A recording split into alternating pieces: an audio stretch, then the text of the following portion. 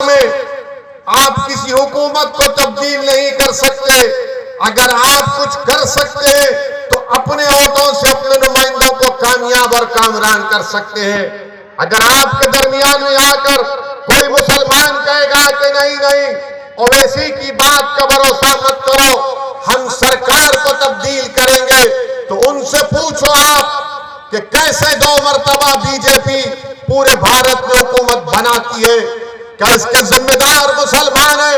अगर मैं यहां पर सवाल करूं आप तमाम से कि पिछले पार्लियामेंट के इलेक्शन में क्या आपने बीजेपी को वोट किया, तो आप में से 10 लोग भी हाथ में उठाकर कहेंगे कि हमने बीजेपी को वोट दिया था। हमने बीजेपी को वोट नहीं दिया, तब भी बीजेपी कामयाब हो गई। इसका जिम्मेदार कौन है आप बताइए?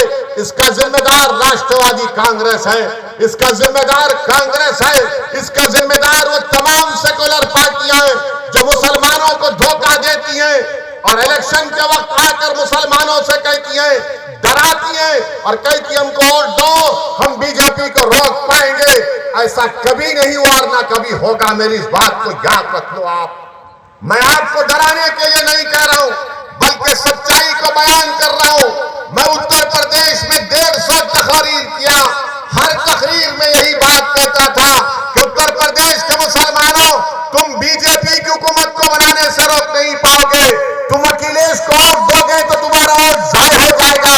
आज उत्तर प्रदेश का मुसलमान इस बात को समझ रहा है कि ओवैसी जो कह रहा था वो बात सच निकली। आज उत्तर प्रदेश का मुसलमान अपने आप को ठगा महसूस कर रहा है। आप अपने वोट से अपनी ताकत को और अपने नुमाइंदों को कामयाब कर सकते हैं। आज उत्तर प्रदेश में मुसलमानों पर जुल्म होता है। एक बच्चा बताइए उनका, उसको पुलिस पकड़ती है, इल्जाम लगाती है कि उसने गोश्त को किसी गाय या किसी भैंस को काटा और गोश्त के इल्जाम में, स्मगलिंग के इल्जाम में पकड़कर उसको इतना मारती है कि उसके जिस्म के पिछले हिस्से में राड को अंदर डाल दिया जाता है। आप बताइए, क्या कोई समाजवादी का नेता बोला? क्या कोई बहुजन समाज का लीडर बोलता है? सब खामोश बैठे हैं।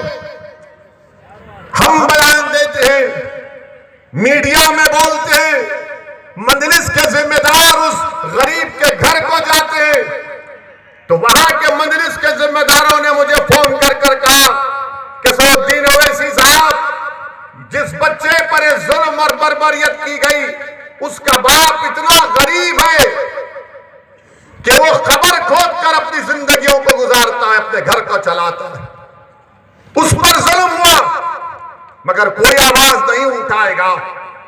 मेरे अजीज दोस्तों और बुजुर्गों, कानपुर में गवाह हुई, मीडिया तो माशाअल्लाह एक तरफा दिखाता है अपने पप्पा मोदी को ही सिर्फ। मीडिया के 2 आंखें मगर एक आंख इतनी मोहब्बत में डूब चुकी है बीजेपी के, और दूसरी आंख में मोदी का मोतिया उतर चुका है, तो उनको दिखता ही नहीं है। मगर हर टीवी चैनल पर दिखाया जा रहा है ये मुसलमान पत्थर फेंका, मुसलमान पत्थर फेंका। अरे जब पत्थर फेंकता है तो 2 तरफ से पत्थर फेंके जाते हैं, एक तरफ से पत्थर नहीं फेंका जाता, 2 तरफ से पत्थर फेंके जाते हैं। और पुलिस का काम यह है कि जो पत्थर फेंकता उसको उठाओ आप, मगर यहां पर नहीं, यही लोग किए,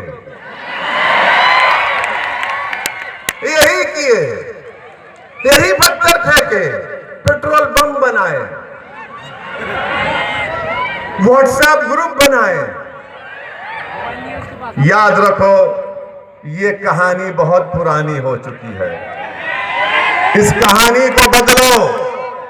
तुम 40 साल से सिर्फ यही कहानी, नहीं मुसलमानी फेंका, मुसलमानी किया, तो क्या सबके दूसरे दूध के धुले हुए हैं? मगर आप देखो कोई आवाज नहीं उठाता। उत्तर प्रदेश में समाजवादी के नेताओं के, उनके लीडर के मुंह में दही जम चुकी है, जबान नहीं खोलते। मध्य प्रदेश में सेंधवा खरगोन में घरों को तोड़ दिया गया, घरों को तोड़ दिया गया बगैर नोटिस दिए। कोई आवाज नहीं उठाता। सेंधवा खरगोन के गरीब मुसलमानों ने फोन कर कर मंजलिस के लोगों को कहा कि क्या कोई मदद नहीं करोगे। अल्लाह का फजल करम है, हमने कोशिश की। जिन गरीबों के घरों को बेजा तोड़ दिया गया था बीजेपी की सरकार की जानिब से, हमने उनको कुछ माली इमदाद करने का इंतजाम करवाया। आप बताइए कौन फिर आवाज बनेगा आपकी? सब लोग आकर बोलेंगे ओवैसी भड़का भाषण देता है, ओवैसी जज्बाती तकरीर करता है। अरे मैं जो कुछ कह रहा हूं अभी और कहूंगा उसमें बताओ, उसमें क्या सच्चाई है या झूठ है, मुझे बताओ। तुम सिर्फ सच्चाई को कबूल करने के लिए तैयार नहीं हो। तुम मुझसे नफरत इसलिए करते हो कि तुम नहीं चाहते कि भारत का मुसलमान एक सियासी कुव्वत बन जाए। तुम मुझसे नफरत इसलिए करते हो कि तुम नहीं चाहते कि गरीब मुसलमान को इंसाफ मिले। तुम मुझको गालियां इसलिए देते हो ताकि तुम नहीं चाहते कि मुसलमान पढ़ लिख कर उसके मुंह में जबान आ जाए और वो अपने इंसाफ के लिए खड़ा हो जाए। तुम मेरे जिस्म पर गोलियां इसलिए चलाई तुमने ताकि तुम नहीं चाहते कि मैं जिंदा रहूं और गरीब और मजलूमों की दास्तान को, इंसाफ को बयान करूं। मगर सुन लो गोली मारने वालों, सुन लो मेरे दुश्मनों, मैं मरने के लिए तैयार हूं। क्या तुम मरने के लिए तैयार हो? बताओ गोली चलाने वालों। मुझको मारने वालों याद रखो, तुमको भी मरना है, मुझे भी मरना है एक दिन। मैं मौत से नहीं डरता, मैं डरता इस बात से हूं कि जब खबर में तुम और हम जाएंगे, जब हशर का मैदान होगा तो हम कैसे अपने अमाल का हिसाब देंगे।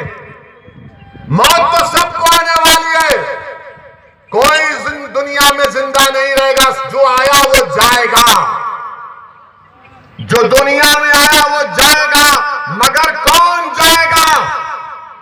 सबको जब जाना है तो जब दुनिया में चंद दिन की मोहलत अल्लाह ने मुझे और आपको दी है तो हमको सच्चाई को सामने लाने का काम करना है। हमको बातिल को शिकस्त देना है, हमको कामयाब करना है, हमको मजलूमों से इंसाफ करना है, जालिम के जुल्म को रोकना है। मैं हरगिज़ इस बात को नहीं मानता कि जुल्म को सहा जाए, जुल्म को सहना भी जुल्म है। याद रखो मेरी इस बात को, जुल्म को सहना भी जुल्म है। अगर कोई कहता है कि जुल्म को सहो, मैं कहूंगा नहीं सहूंगा मैं। कोई कहेगा अगर तुम्हारे कोई गाल पर थप्पड़ मारे तो दूसरा गाल पेश कर दो, मैं कहूंगा नहीं। तुमने अगर थप्पड़ मारा तो गफलत से मारा, दूसरा मारने के लिए हाथ उठाओगे तो पंजा पकड़ लूंगा दबा के। याद रखो, वो दिन चले गए तुम हमको डराते थे, वो दिन खत्म हो गए। वो दिन चले गए वो डराने के, अब डराने वाले याद रखो, तुम्हारे डराने से हम डरने वाले नहीं हैं। मेरी जिंदगी की कीमत और तुम्हारी जिंदगी की कीमत एक है। अगर मैं मुसलमान हूं तो मेरी जान की कीमत की कमी नहीं है। मैं भारत का अव्वल दर्जे का शहरी कहा हूं और रहूंगा इंशाअल्लाह ताला। लोग पूछेंगे ओवैसी तुम क्या कह रहे हो? मिसाल दे रहा हूं, दिल्ली में फसाद हुआ तो वीडियो आज भी हो, बच्चे का नाम, मरहूम का नाम फैसल या फजल था। 3 बच्चे जमीन पर लेटे हुए हैं, दिल्ली की पुलिस उनको मार रही है और मारकर जख्मी है। और हजरत पुलिस दिल्ली की कहती है कि पढ़ो जन गण मन पढ़ो, मौत करीब है उस मुसलमान बच्चे की। वो जन गण मन पढ़ रहा है, उसके बाद वो बच्चा मर जाता है। क्या उस बच्चे की जान की कीमत नहीं है? क्या मैं जाकर उसकी मां से कहूं कि तुम्हारे बेटे पर जुल्म हुआ, तुम सह लो? वो कहेगी जालिम है तू बोलने वाले। मैंने अपनी कोख को उजाड़ दिया, मैं अपनी औलाद से महरूम हो गई। हम उन माओं को कहना चाह रहे कि अब हम अपने बच्चों को नहीं खोने देंगे इंशाअल्लाह ताला। अब हम जुल्म नहीं सहेंगे, इसलिए कि भारत का संविधान जिसको बाबा साहिब अम्बेडकर ने बनाया, उसी बाबा साहिब अम्बेडकर ने फंडामेंटल राइट में लिखा है कि भारत के नागरिक की जिंदगी, राइट टू लाइफ एक फंडामेंटल राइट है। मेरी जिंदगी, आपकी जिंदगी, सबकी जिंदगी, चाहे किसी मजहब और जात का हो, उसकी जिंदगी एक फंडामेंटल राइट है। आप मेरा फंडामेंटल राइट मुझसे नहीं छीन सकोगे। मेरे अजीज दोस्तों और बुजुर्गों, ये लड़ाई आपको और हमको मिलकर लड़ना है। ये लड़ाई मुश्किल जरूर है, मगर मुझे यकीन है कि अगर आपका साथ मिलेगा, आपकी दुआएं साथ रहेंगी, तो इंशाअल्लाह ताला हम ना सिर्फ लातूर में, ना सिर्फ महाराष्ट्र में, बल्कि पूरे भारत में हम एक नई तारीख को रकम करेंगे इंशाअल्लाह ताला। मेरे अजीज दोस्तों और बुजुर्गों, पार्लियामेंट में इम्तियाज जलील की हमारी तकरीर होती है, हम मजलूम अवाम के मसाइल को उठाते हैं, तो लोग बोलेंगे क्या पार्लियामेंट में दूसरे पार्टी के मुसलमान एमपी नहीं है जरूर।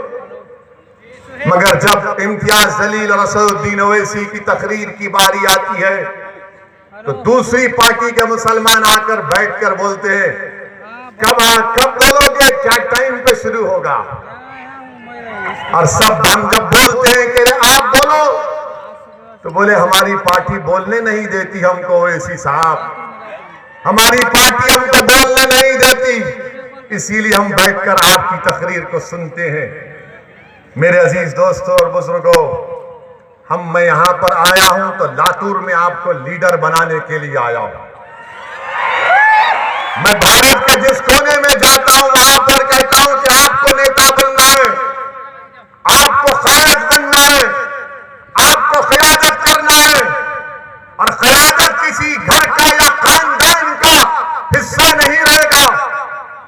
अगर कोई किसी बड़े बाप का बेटा है या किसी बड़े खानदान का चश्मा चिराग है, तो जरूरी नहीं है कि वही क़यादत करे। क़यादत वो करेगा जिसके दिल में सबसे पहले अल्लाह का खौफ होगा और शैतान का दुश्मन होगा। क़यादत वो करेगा जो अल्लाह से डरेगा और बातिल से मुकाबला करेगा। क़यादत वो करेगा जो अल्लाह और उसके रसूल से मोहब्बत करेगा और रसूल अल्लाह सल्लल्लाहु अलैहि वसल्लम के दुश्मनों से नफरत करेगा। क़यादत वो करेगा जो अल्लाह को राजी करेगा और शैतान से नफरत करेगा। वो क़यादत नहीं हो सकता जो अल्लाह को भी और शैतान को भी राजी करना चाहता है। मेरे अजीज दोस्तों और बुजुर्गों, इसीलिए हम आपसे अपील कर रहे हैं, क्या आप महाराष्ट्र के लीडर बनने तैयार हैं? क्या तुम कायद बनने तैयार हो?